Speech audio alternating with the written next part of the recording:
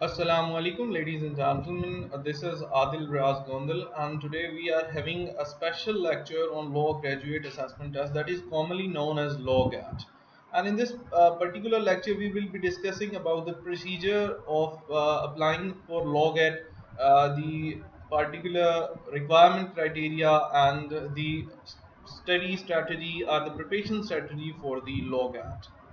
On first of all we will move towards the requirements for the logit. तो basically logit की requirement के लिए जो major requirement है सबसे पहले वो तो यही है कि जो भी स्टूडेंट है उसने लॉ एग्जामिनेशन या लॉ की डिग्री जो है वो ऐसी यूनिवर्सिटी या इंस्टीट्यूट से पास की हो जो कि पाकिस्तान बार काउंसिल से रिकग्नाइज्ड है। अब ये कैसे पता चलेगा कि कौन सा इंस्टीट्यूट रिकग्नाइज्ड है, कौन से इंस्टीट्यूट की एक्रीडिटेशन है या नहीं है? तो वो आप पाकिस्तान बार काउंसिल की अगर आप ऑफिशियल साइट पे चले जाएं तो वहाँ पर आपको लिस्ट मिल जाएगी कि कौन सी यूनिवर्सिटीज़ और कौन से इंस्टीट्यूट्स जो हैं वो रिकग्नाइज्ड हैं बाय पाकिस्तान बार काउंसिल। ये तो एक क्राइटेरिया हो गया कि आपने डिग्री वहाँ से करनी है। तो सेकेंडली आपकी डिग्री पास होनी चाहिए। ऑब्वियसली आप फाइनल ईयर का आपने एग्जामिनेशन दिया, आप पास हुए, उसके बाद आप लॉ गार्ड के लिए अप्लाई कर सकते हो। उसके बाद आपके पास अप्लाई करने के लिए आपके पास लॉ की डिग्री जो ऑफिशियल डिग्री होती है किसी भी इंस्टीट्यूट की वो आपके पास होनी चाहिए। अगर वो आपके पास नहीं है, फॉर एग्जांपल कुछ ऐसी यूनिवर्सिटीज़ हैं जहाँ पर लॉ की डिग्री आपको 6 माह बाद या 7 माह बाद मिलती है, तो वहाँ उस केस के अंदर आपके पास जो फाइनल ट्रांसक्रिप्ट मिलती है आपको, फाइनल जो आपका सेमेस्टर होता है या फाइनल ईयर होता है उसके बाद आपको जो फाइनल ट्रांसक्रिप्ट मिलती है, मार्क्स ट्रांसक्रिप्ट, वो अगर कंपिटेंट अथॉरिटी से साइंड है, बेसिकली तमाम इंस्टीट्यूट्स में ये अवेलेबल है आपके पास अपॉर्चुनिटी, तो वो भी आप as a replica of LLB degree आप इस्तेमाल कर सकते हो फॉर अप्लाइंग लॉ गेट। अब आपके पास ये टेस्ट क्लियर करने के लिए सिर्फ 3 चांसेस होते हैं। अब ये थोड़ा सा लैट से डिफरेंट है क्योंकि वो आपके एडमिशन टेस्ट है, और लेकिन ये आपका लॉ ग्रेजुएट असेसमेंट टेस्ट है। तो यहाँ पर आपके पास सिर्फ तीन चांसेस होंगे। दैट मीन्स कि आप 3 दफ़ा टेस्ट दे सकते हो। अगर आप 3 दफ़ा में पास नहीं होते तो आप फिर उसके बाद ये किसी काम की नहीं होगी आपके पास ये डिग्री। तो बेसिकली आपको 50% स्कोर करना होगा इस टेस्ट में, जो कि एक ऑब्जेक्टिव टाइप टेस्ट होता है जो कि लॉ गेट है जिसका नाम। अब कुछ प्रोविंशियल लेवल पे ये बातें चल रही हैं कि 40% हो गया है, कुछ बाकी सूबों में 50% है, तो वो एक सेपरेट डिबेट है। लेकिन जो पाकिस्तान बार काउंसिल की तरफ से अभी तक जो सेट किया गया पैरामीटर या जो कि रिक्वायरमेंट दी गई है वो पासिंग मार्क्स की वो 50% स्कोर की है। दैट मीन्स कि आपने 50 MCQs अगर आप ठीक करेंगे तो उसके बाद ही आप अहल होंगे एक उसके लिए, आपने जो लाइसेंस है उसको अप्लाई करने के लिए।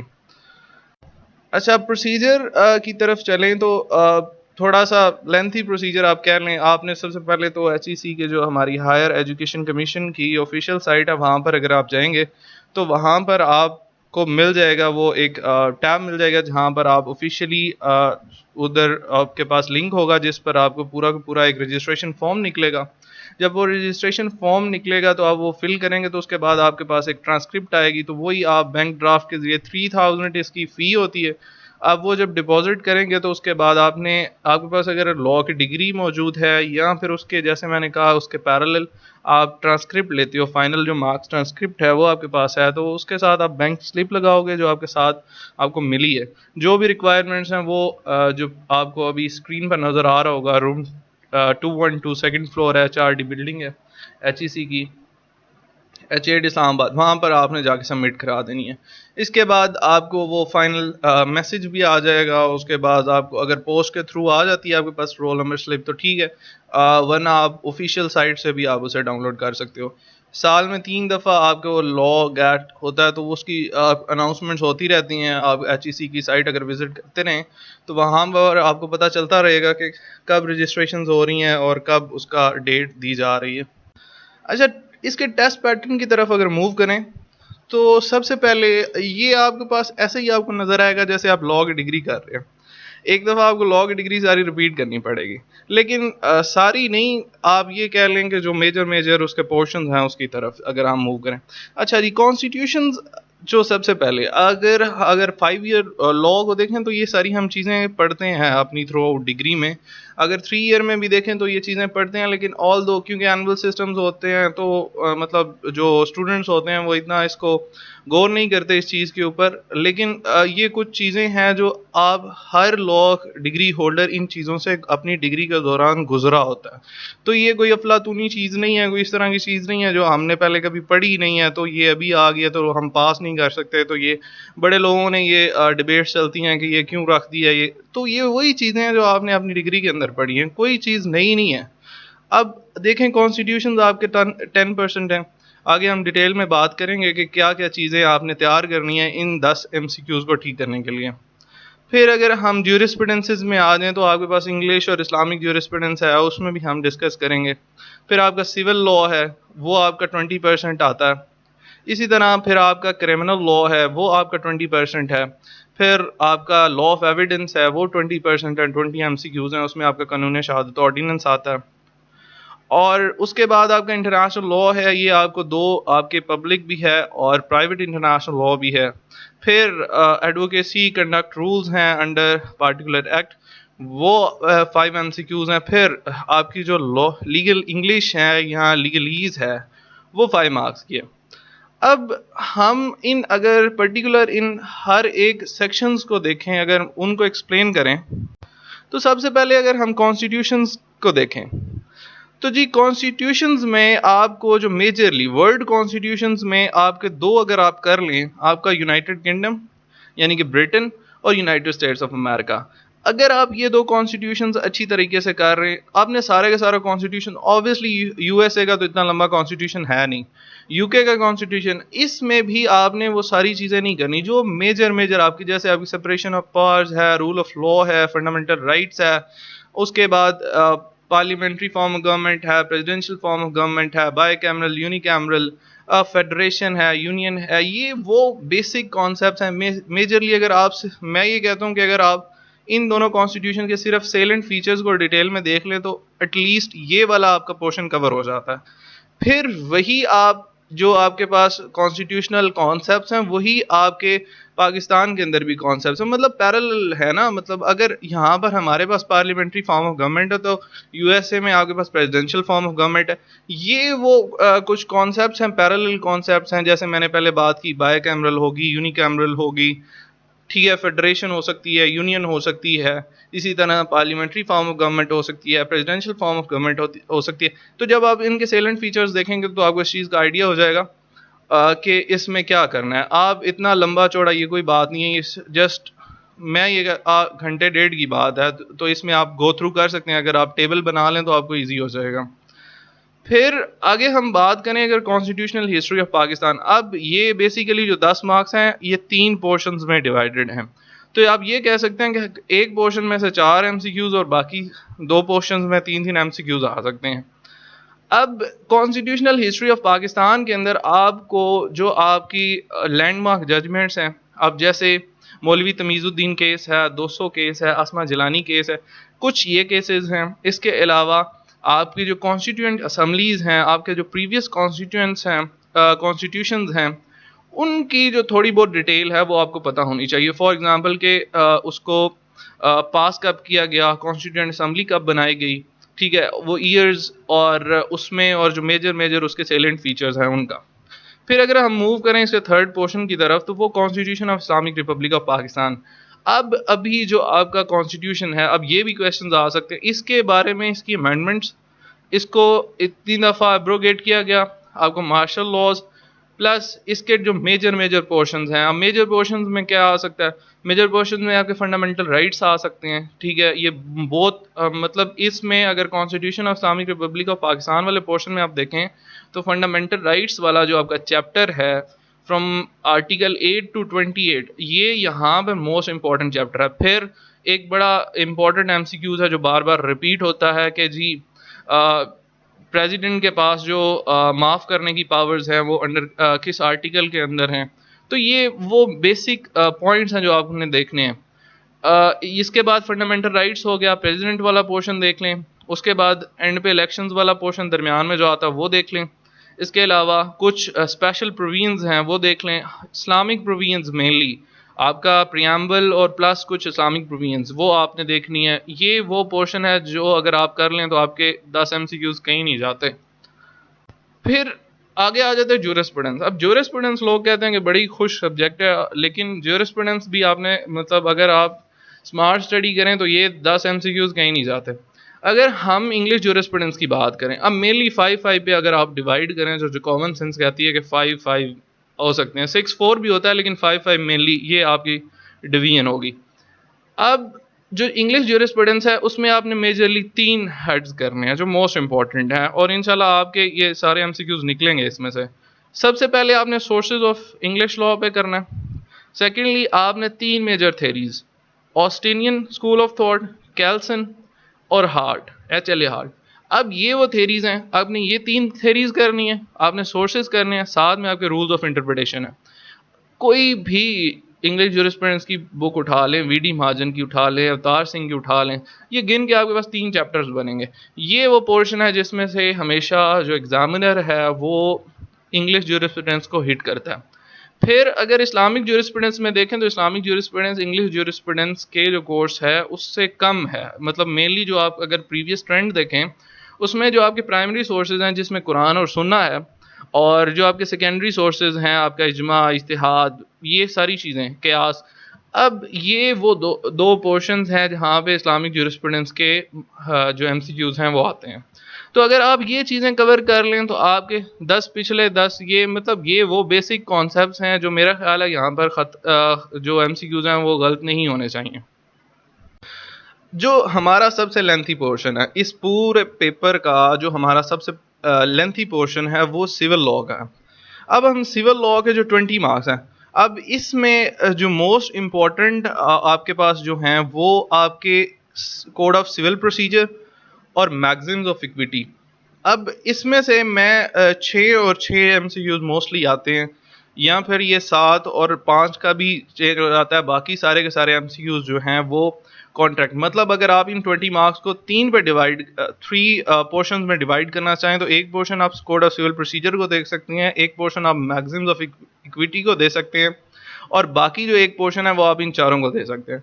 तो मेनली आपने कोड ऑफ सिविल प्रोसीजर, अब इसमें भी आपके जो मेजर आपके कॉन्सेप्ट्स हैं, रेस जुडिकाटा का कॉन्सेप्ट है, इसी तरह स्टे ऑफ सूट का कॉन्सेप्ट है, इसी तरह आपके जो मेजर ऑर्डर्स हैं उनकी तरफ आप चले जाएं तो ये आप इस पर कवर कर सकते हैं। इसमें इतनी डिटेल में जाने की बिल्कुल ज़रूरत नहीं है।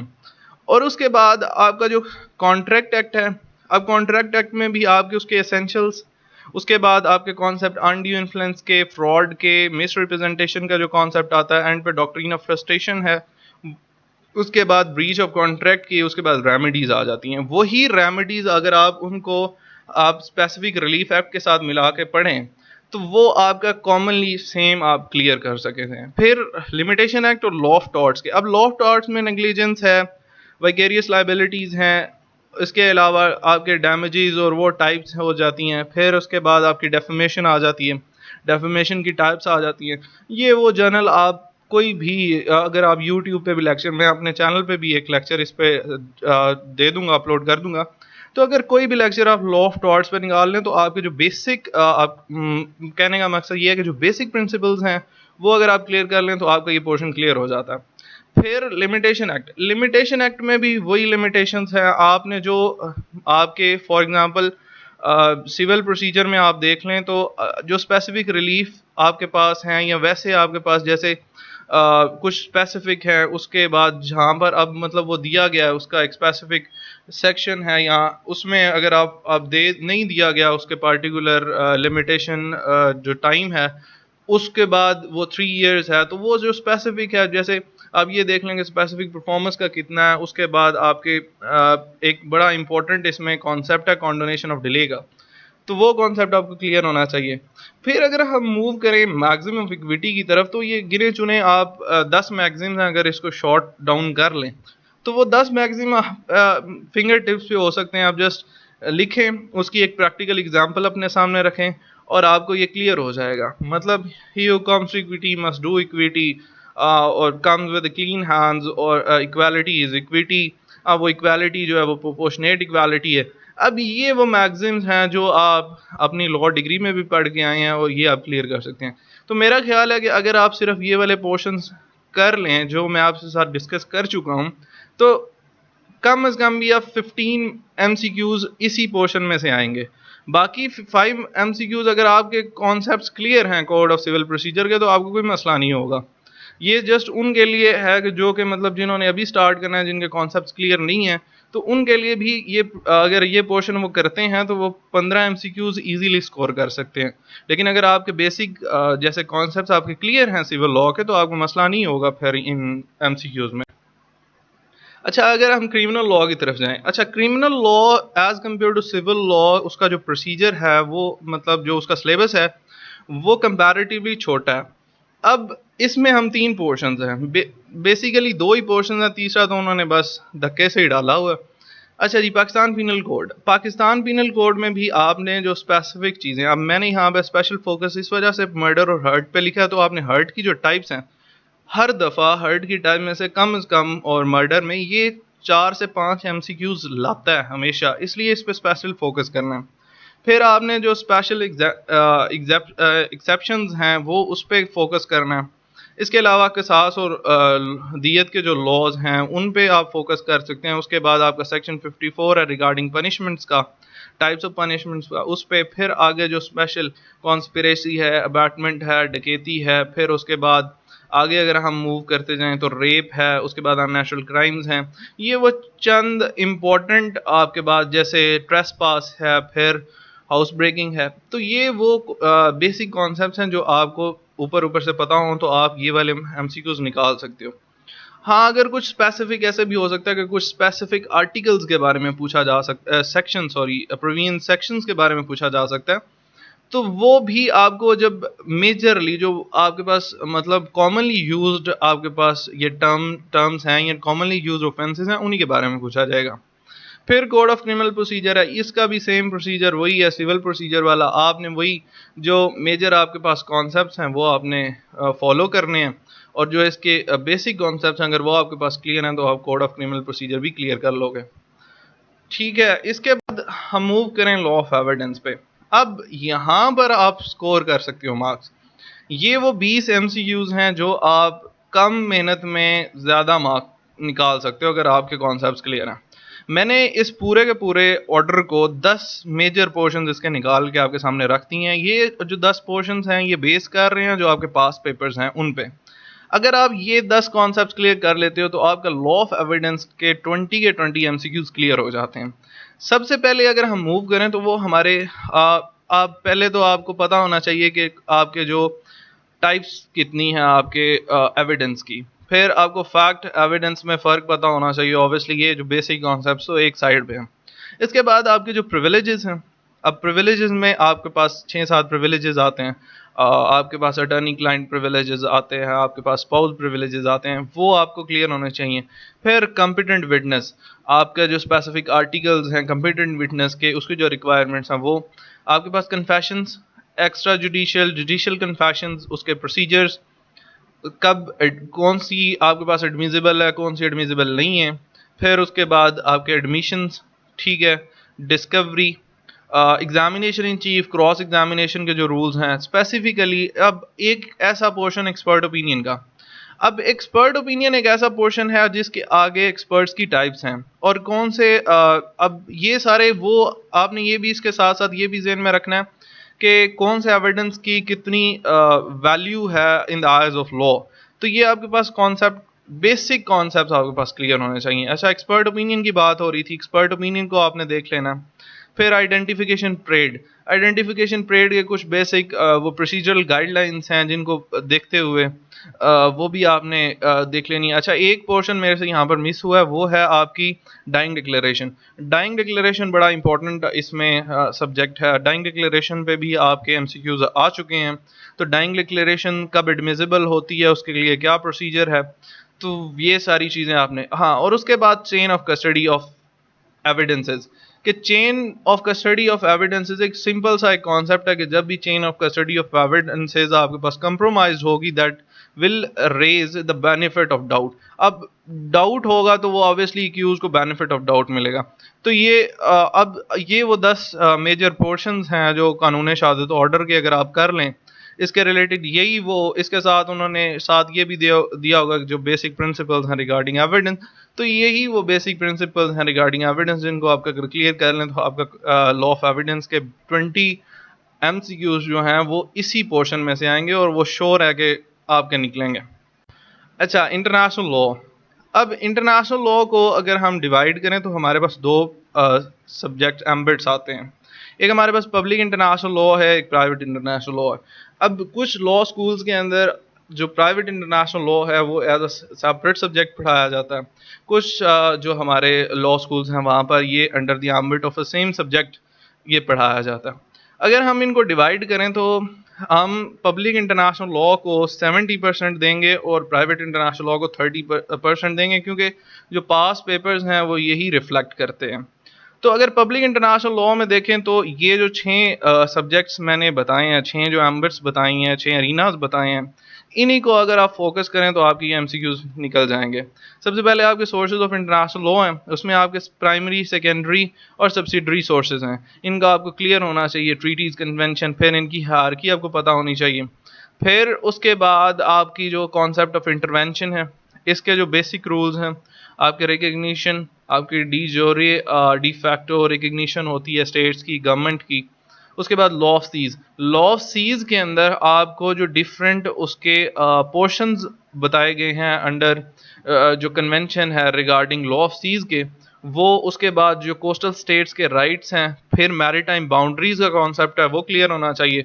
फिर इसी तरह लॉ ऑफ ट्रीटीज़ पे अगर आप आ जाएं तो जो ट्रीटीज़ की कन्वेंशन है उसमें आपकी टर्मिनेशन के कुछ मोड्स हैं जो इंपॉर्टेंट हैं, वैलिडिटी प्लस जो फॉर्मेशन ऑफ ट्रीटी के स्टेप्स हैं वो आपको क्लियर होने चाहिए। अच्छा, उसके बाद जो हॉट टॉपिक चल रहा है जिसमें से 2 एमसीक्यूज आ रहे हैं वो ये हैं यूज़ ऑफ फोर्स और collective self defence. Under the UN charter आपको 2.4 के अंदर यूज़ ऑफ फोर्स के रिगार्डिंग मिलेगा, फिर 51 आपको कलेक्टिव सेल्फ डिफेंस की बात करेगा।